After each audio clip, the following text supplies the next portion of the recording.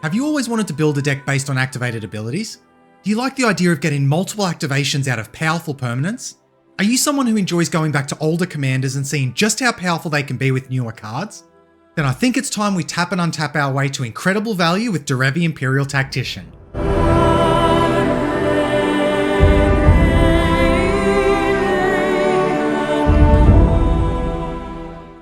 Let's begin by looking at what our commander offers us. Derevi is a 3-mana creature with flying that says, whenever Derevi Empyrial Tactician enters the battlefield or a creature you control deals combat damage to a player, you may tap or untap target permanent. In addition, we can also pay 4 mana to put Derevi onto the battlefield if she's in the command zone. So right away Derevi's asking us to do a few things to maximise her potential. Firstly, she wants us to play permanents with powerful activated abilities to make the most of each untap effect. Secondly, she also wants us to have a big payoff anytime we tap one of our opponent's permanents. And lastly, she wants us to go as wide as we can on board with creatures that preferably have evasion, so we can get that tap and untap effect as many times as possible. If we can do these things, then we're well on our way to getting a lot of value. But now let's move on and look at the cards that are going to help us produce mana, not only for casting spells, but also for paying for any activated abilities. First up is Birds of Paradise and Noble Hierarch, 1-mana creatures that fix our mana by producing every colour in our commander's colour identity. Delighted Halfling is a 1-mana creature that produces colourless, but can also produce mana of any colour if we are casting legendary spells, and most importantly, ensures they can't be countered. While this is largely here to ensure Derevi resolves, we actually run a good number of other powerful legendary spells too, meaning Delighted Halfling will be pulling its weight in this list. Sakura Tribe Scout is a 1-mana creature we can tap to put a land into play. Though our land density isn't above the average casual deck, where this card usually shines, when we get one of our card draw engines online and we have multiple lands in hand, this card will certainly shine, especially when we tap and untap it multiple times in one turn. Wild Growth is a 1-mana enchantment that can enchant a land to cause it to add 1 additional green mana whenever that land is tapped. This is actually one of the most powerful turn 1 plays we can make in this deck, because not only does it ensure a turn 2 Derevi, but when Derevi comes down turn 2, she can immediately untap the enchanted land to produce 2 mana right away for other spells. Not only this, but going forward, we now have a land that taps for 2 coloured mana, helping us to accelerate ahead of our opponents mana-wise.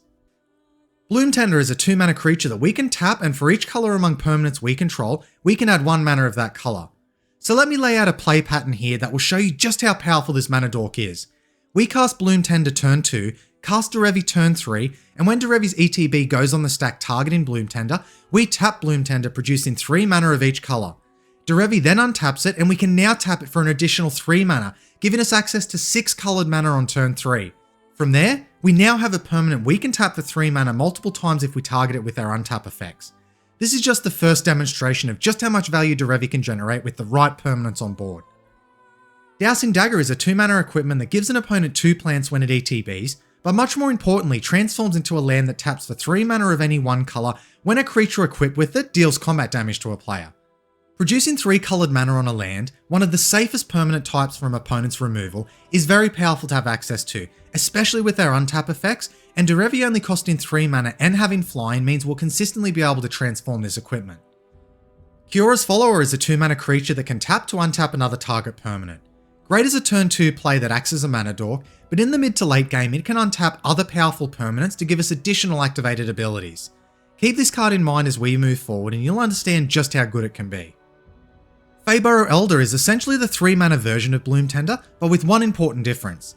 Having Vigilance and far better power toughness stat lines means in the early game, we can swing with this, get a Derevi trigger, then still have the ability to tap it for mana in our second main phase. The more Bloom Tender-like effects this deck can get like Feyburrow, the more explosively it can get ahead of its opponents, and so seeing cards like this in your opening hand is always welcome. Growing Rites of Itlimoc is a 3-mana enchantment that lets us look at the top 4 cards of our library and put 1 creature card into our hand when it ETBs. But if we have 4 or more creatures at our end step, it flips into Itlimoc, Cradle of the Sun, a land that can tap and add green mana equal to the number of creatures we have. With the right board setup combined with our untap effects, this can produce an insane amount of mana in one turn. If we have somewhere to put that mana, then our opponents will be in big trouble. Overgrowth is a 3-mana enchantment that we can put onto a land and it produces an additional 2 green mana whenever that land is tapped. Like Wild Growth, this allows a land of ours to become a big mana producing permanent and quickly turns any mana problems we have into a thing of the past. Sword of Feast and Famine is a 3-mana equipment that gives protection from black and green, whilst also making an opponent discard a card and untapping all of our lands when an equipped creature deals combat damage to a player. We established earlier that Derevi is quite suitable to bear equipment, and being able to untap all our lands, especially those producing multiple mana per land, can very quickly give us an unfair advantage over our opponents. Ingranessica is a 4-mana creature that says, creatures you control have vigilance and tap, add 1 mana of any colour. Spend this mana only to cast a creature spell. In addition, whenever we cast a creature spell, if 3 or more mana from creatures was spent to cast it, draw a card. This card is everything this deck could want. It gives all of our creatures vigilance, great with our evasive attackers. It turns our creatures into mana dorks, allowing us to cast more spells. And it also draws us cards when we spend our mana on creatures. With over 30 of them in the deck, we should be able to trigger this last ability consistently. Teferi Who Slows the Sunset is a 4-mana planeswalker that acts as card advantage and mana acceleration in the deck. Its first ability allows us to untap up to 1 target creature, artifact, and land, making this a very powerful ritual effect when we target the right permanents, but when we don't need the mana, we can downtick him to look at the top 3 and pick the best 1 card to put into our hand. Early or late, this Teferi will do a lot of work for the deck, and it will be rare that you will be unhappy to see him. Coveted Jewel is a 6-mana artifact that taps for 3 mana of any 1 colour, and also draws 3 cards when it ETBs.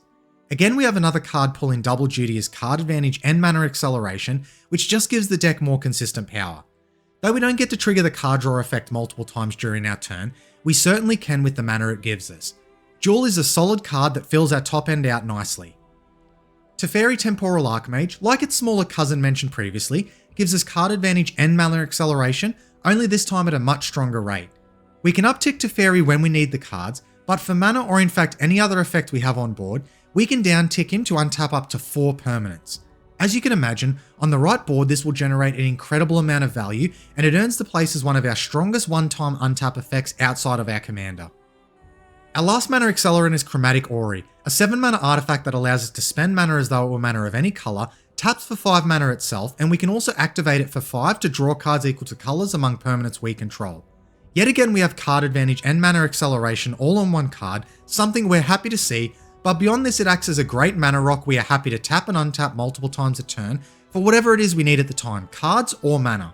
If this sticks around, your opponents will struggle to keep you down despite how many board wipes hit the table. And that covers all of our mana accelerants. Now let's move on to our card advantage pieces and see just how much we can abuse them. Spectral Sailor is a 1-mana creature with flying and flash that also lets us draw a card each time we pump 4 mana into it. A great evasive threat that is cheap and triggers Derevi, although not the most efficient way to draw cards. As you've seen earlier, mana is not something this deck struggles to make, so you'll be surprised how often you can activate this ability multiple times a turn. Fairy Mastermind is a 2-mana creature that also has flying and flash and says, whenever an opponent draws their second card each turn, you draw a card. In addition, we can activate it for 4 mana so that each player draws a card. Although drawing opponents' cards is something we should try to avoid, keep in mind that when we activate this twice on an opponent's turn, they'll have drawn 2 cards each while we'll have drawn 5 thanks to Mastermind's first ability. So in the early game, this is a cheap evasive flyer we can use to trigger Derevi's ability, but once we hit the mid to late game, we can use all the mana this deck easily generates to refill our hand and dig to a win condition. Verity Circle is a 3-mana enchantment that lets us draw a card anytime an opponent's creature becomes tapped and it wasn't declared as an attacker. In addition, we can also pay 5 mana to tap a creature without flying. While we'll occasionally trigger this from things like mana dorks our opponents use, where we really want to abuse this is with our commander's tap ability. This gives us a great option to refill our hand, and by tapping down an opponent's creatures, this also leaves them open to be attacked by our other opponents. Alondo the Seer is a 4-mana creature that we can tap to draw a card, then exile a card from our hand and put a number of time counters on it equal to its mana value. It gains, when the last time counter is removed from this card, if it's exiled, you may cast it without paying its mana cost. If we cast a creature spell this way, it gains haste until end of turn, then remove a time counter from each other card we own in exile. Because Alondo draws cards and eventually helps us cast them for free, he is card and mana advantage all in one package. This is a very powerful effect when you consider we can potentially tap him multiple times in one turn thanks to Derevi, and having those creatures come in with haste synergizes perfectly with many creatures we run, which we'll now be able to tap and use immediately.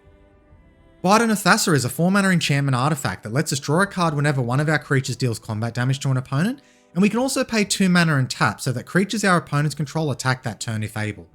We typically run a good number of evasive beaters, including our commander, so triggering the card draw ability shouldn't be difficult, but having Goad-esque like effects is also a nice option to have should we want to guarantee our attackers get through to that player next turn.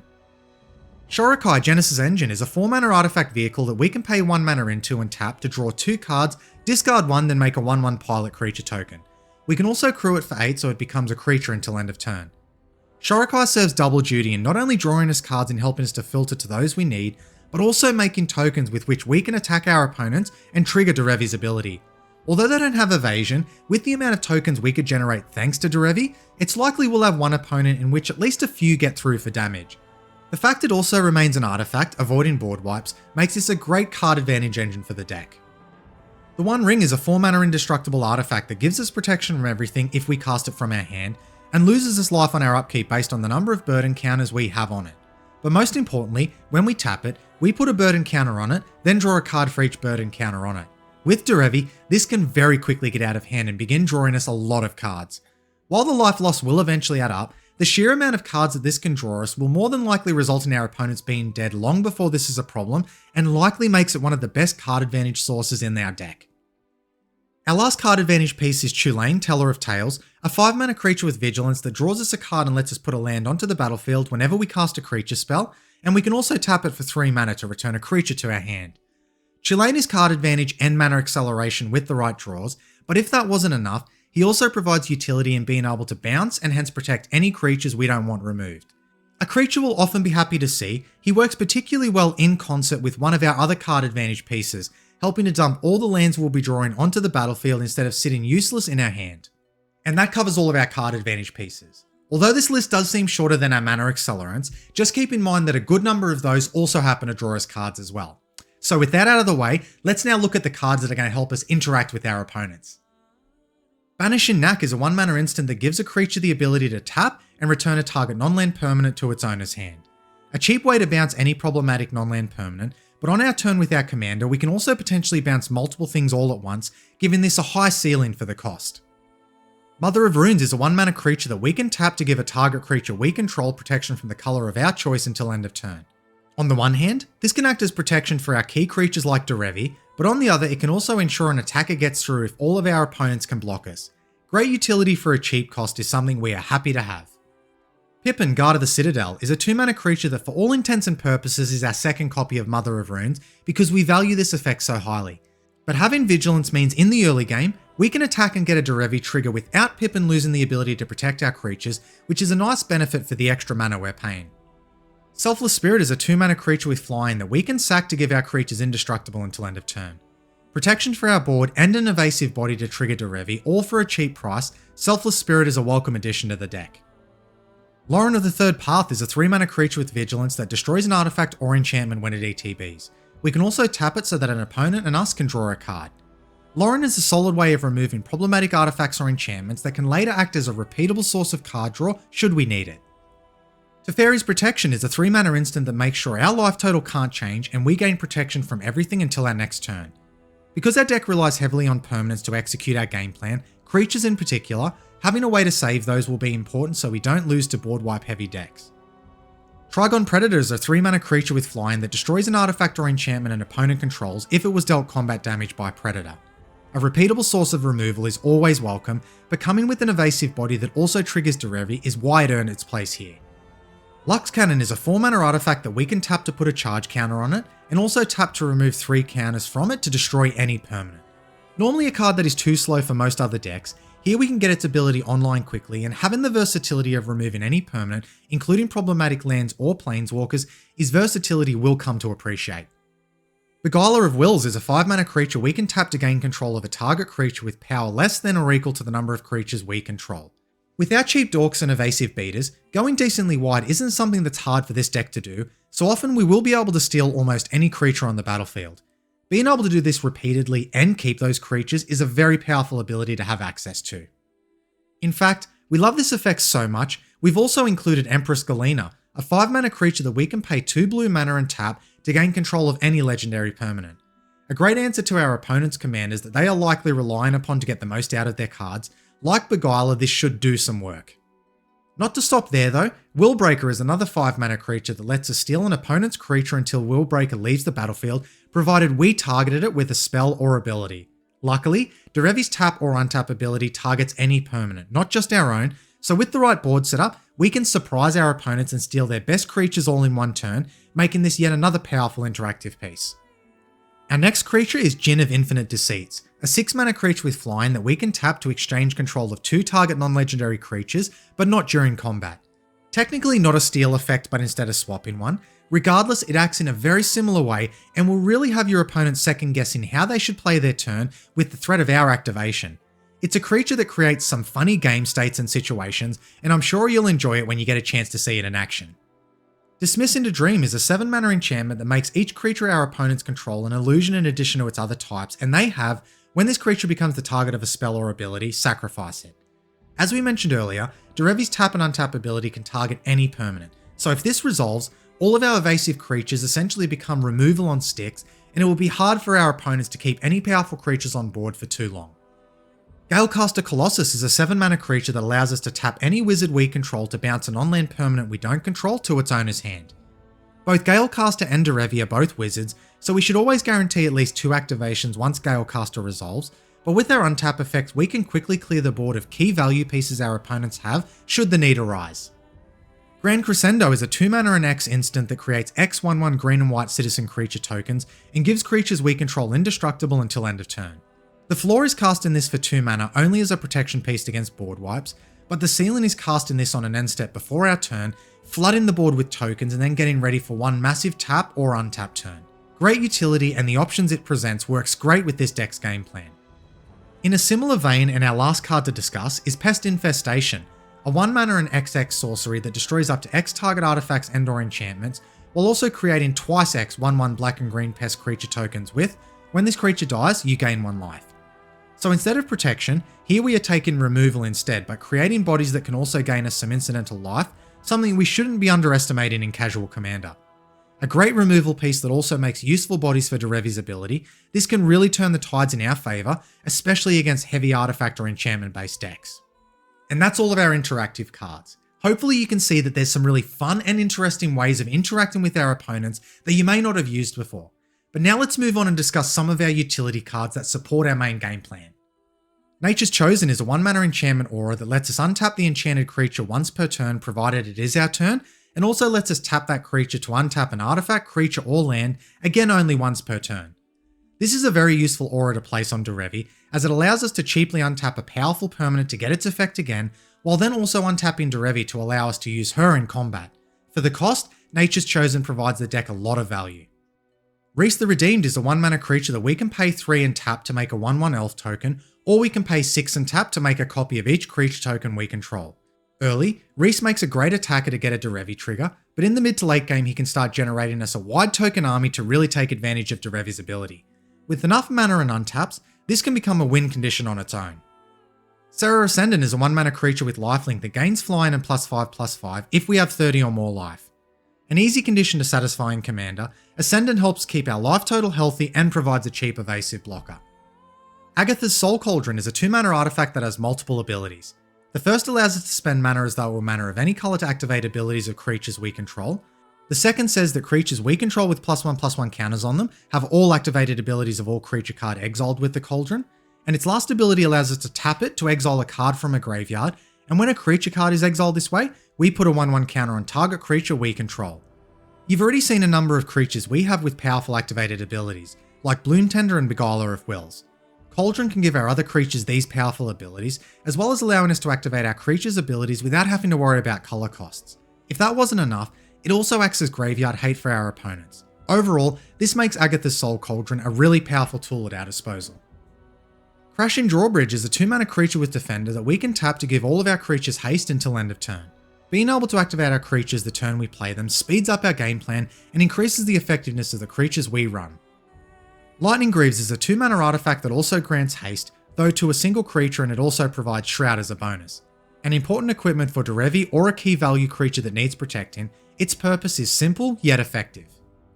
Shigeki, Jukai Naturalist, is a 2-mana creature we can pay 2 mana into, tap and return it to our hand to reveal the top 4 cards of our library, put a land from among them onto the battlefield tapped, and then put the rest into our graveyard. In addition, we can channel it by discarding Shigeki and paying 2 mana and XX to return X target non-legendary cards from our graveyard to our hand. The first ability is a nice, albeit slow, way to ramp, but Shigeki is really there for its second ability, to be able to return key cards to our hand that our opponents will have a great difficulty stopping because almost all decks have no answers to channeling. Skycat Sovereign is a 2-mana creature with flying that gets +1/+1 for each other creature we control with flying, and can also create 1/1 cat-bird creature tokens with flying for every 4 mana we pay into it. Another cheap evasive creature that comes down early, but without big mana generation gives us somewhere to sink that mana. Paying 4 mana for a 1/1 seems like a lot, but once you realise you are actually paying 4 mana for an extra untap ability with Derevi, the cost definitely becomes worth it. Anduril, Flame of the West, is a 3-mana equipment that gives the equipped creature +3/+1, and when that creature attacks, if the creature is legendary, it creates 2 tapped and attacking 1/1 flying spirit tokens. In most cases, we want to be equipping Derevi with this, and with each attack and the tokens it generates, we are essentially creating another 2 untap effects. Even on the first swing, this can have a powerful effect, but if it sticks around, the value it can generate will be impressive. Mirage Mirror is a 3-mana artifact we can pay 2 mana into, so that it becomes a copy of target artifact, creature, enchantment, or land until end of turn.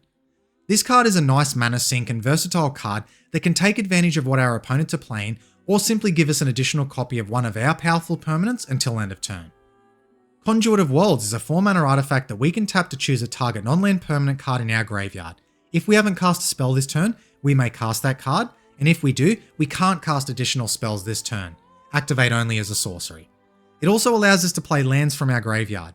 So on the land side of things, we do run a large number of fetch lands, allowing this card to help us make our land drops if we're missing them. But really this card is there for its first ability, to allow us to recast the most impactful permanents turn after turn if our opponents keep trying to remove it. Because a lot of our value comes from tapping our permanents, only being able to essentially cast 1 spell per turn using this isn't really that big of a downside. Sakashima the Imposter is a 4-mana creature that can come in as a copy of any creature on the battlefield when it ETBs, except it still keeps its name, and we can also pay 4 mana to return it to our hand at the end of that turn. Often, we will use this to copy our Derevi and get twice the amount of tap or untap effects, but being able to copy an opponent's Dockside Extortionist or Ancient Copper Dragon is also a welcome advantage. Our last utility piece is Seedborn Muse, a 5-mana creature that lets us untap all permanents we control during each other player's untap step. I'm sure I don't need to explain how powerful this effect will be in a deck built around tapping permanents or sinking mana into them for various effects. All I will say is that this will probably be one of the biggest kill on sight creatures the deck runs because of how much value it can generate each player's turn. And that's it for our utility cards. So now that we've seen how we're drawing cards, generating mana, interacting with our opponents, and then supporting them with utility cards, now let's finish up by looking at how we're going to close out the game. Luminarch Ascension is a 2-mana enchantment that says, at the beginning of each opponent's end step, if we didn't lose life this turn, we may put a quest counter on Luminarch Ascension, and for 2 mana as many times as we want, we can create 4/4 Flying Angel tokens if Ascension has 4 or more quest counters on it. A cheap and powerful mana sink that can quickly let us flood the board with solid evasive beaters, it also has the additional benefit of providing us with more Derevi triggers, further feeding into the enchantment to create us even more angels. Mirror Entity is a 3-mana creature we can pump mana into to turn all of our creatures into XXs, where X is the amount of mana we've paid. As mentioned previously, this deck has no problem generating a lot of mana, and with many of our attackers having evasion, this can quickly turn into a lethal board state. Phyrexian Processor is a 4-mana artifact that asks us to pay X life when it ETBs, but when we do, we can tap it for 4 mana and create an XX minion token, where X is the amount of life we paid. This is the fun, high-risk, high-reward way to put a clock on our opponents with good old-fashioned big beaters. Hilda of the Icy Crown is a 4-mana creature that says, whenever you tap an untapped creature an opponent controls, you may pay 1. When you do, choose 1.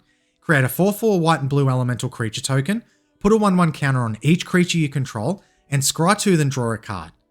So Hilda provides us with a win condition by making decent sized bodies and then giving us a way to buff our entire team with +1/+1 counters. While not as hard hitting or as fast as some of our other win cons, the bodies she makes also trigger Derevi and therefore feed into her ability to make more bodies or add counters.